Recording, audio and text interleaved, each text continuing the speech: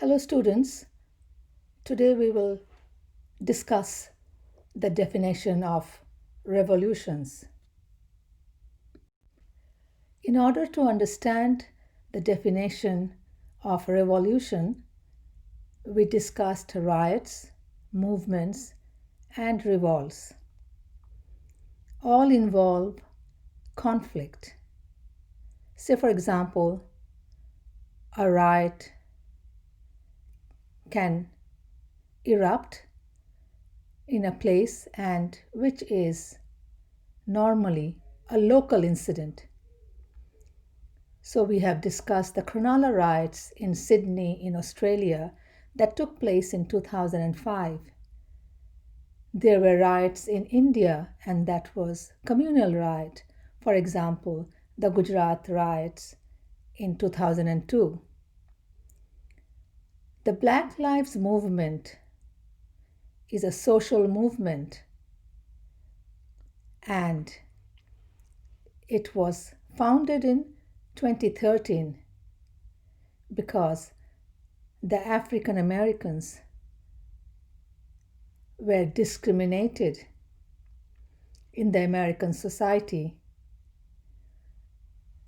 And the recent Black Lives Movement in 2020 again revealed that there is an ongoing discrimination against the African Americans and there needs to be substantial reforms in the employment sector, law enforcement sector, health and education sector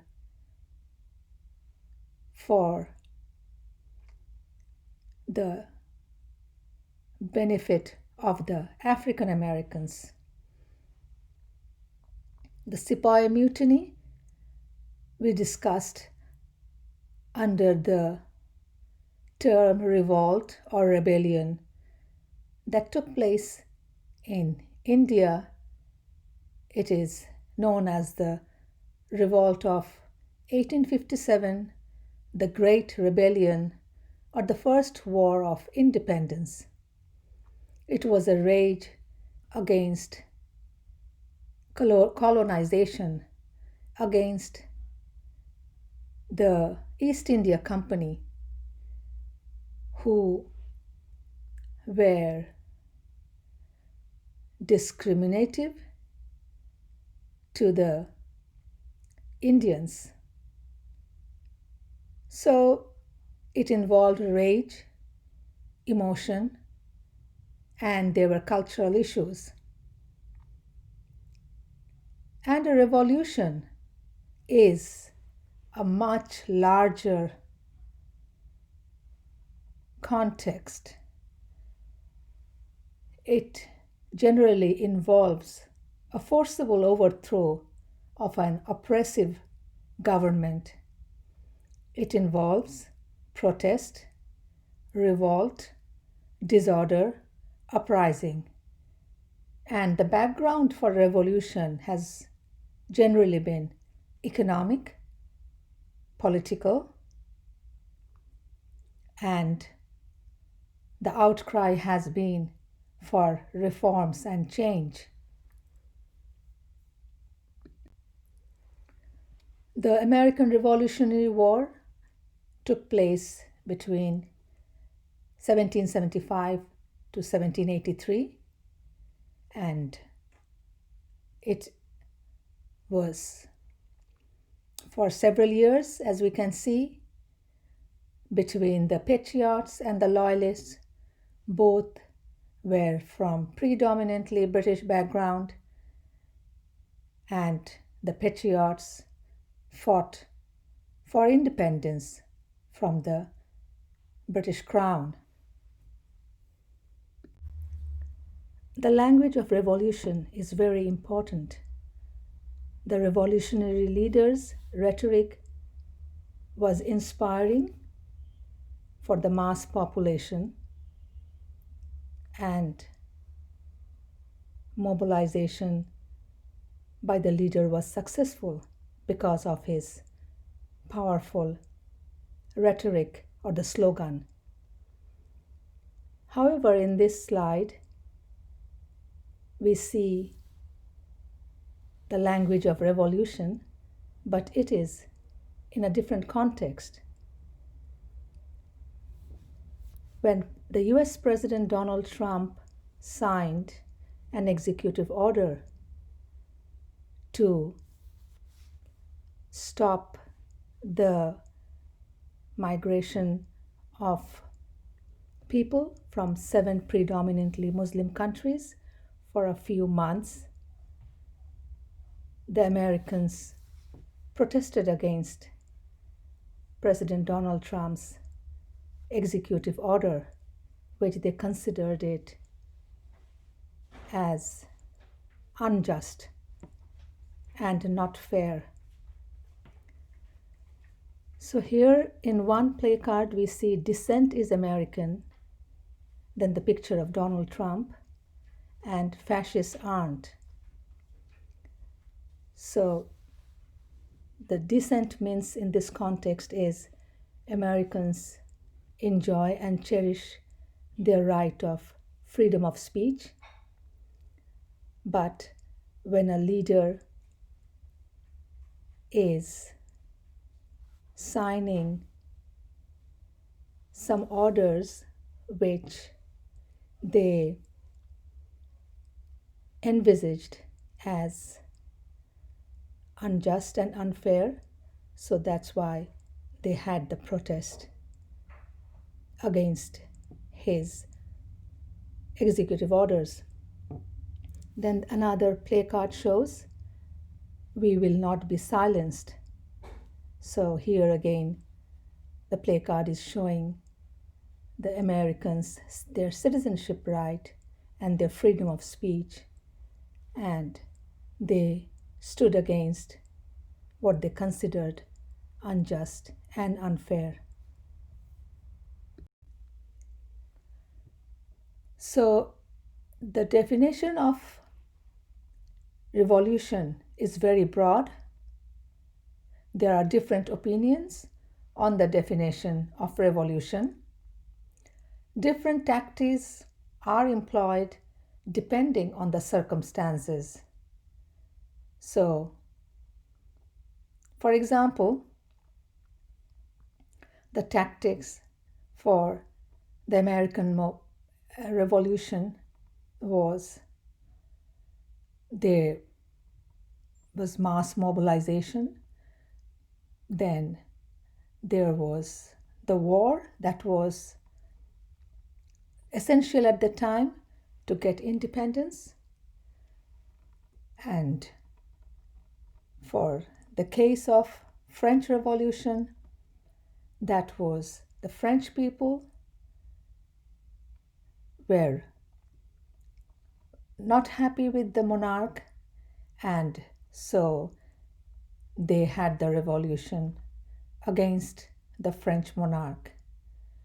Mass mobilizations are very important, as I have been saying, for a revolution, because it needs the entire mass under one leadership or under several revolutionary leaders against the oppressive regime. Different revolutions took place for different reasons, but main aim appears to be standing up for social justice. For example, the Mexican Revolution took place when the election result was denied to the dictator.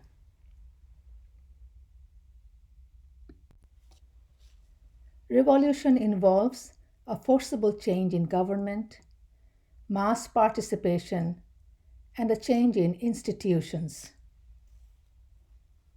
The overthrow of a government by the people governed is revolution. The revolutionaries are inspired by the political philosophers' theories such as John Locke's ideology of liberty, equality, and fraternity influenced the French revolutionaries during their revolution. The method executed for a revolution can be both violent and non-violent or peaceful. For example, civil wars, reign of terror was a process of some revolution. For example, the American Revolutionary War involved civil wars, and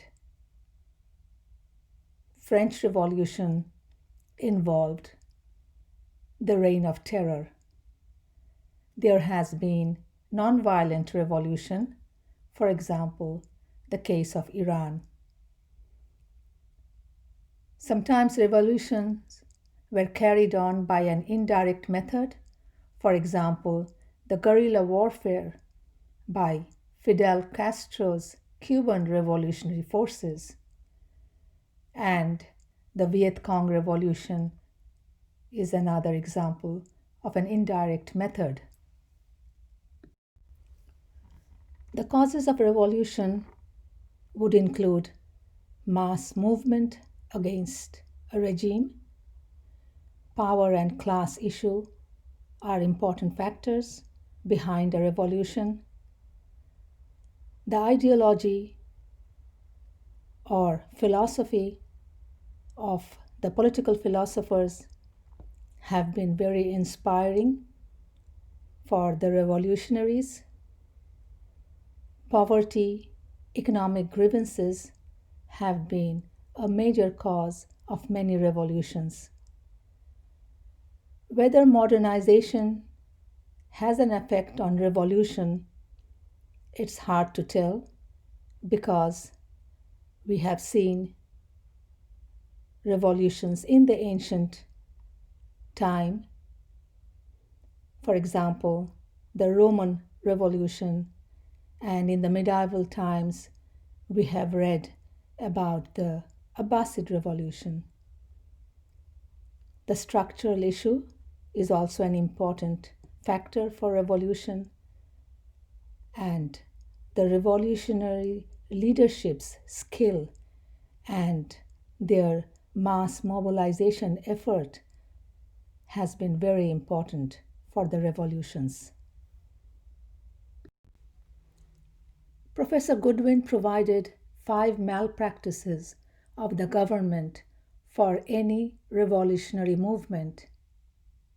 They are governing leadership, repression and exclusion, state violence, for example, the Savak secret police oppressed the Iranians in Iran, and that was one of the important reasons for the Iranian Revolution.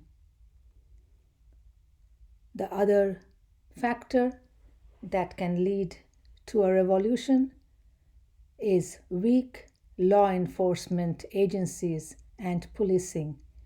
And finally, people stand against an autocratic regime, and that can lead to a revolution. Thank you.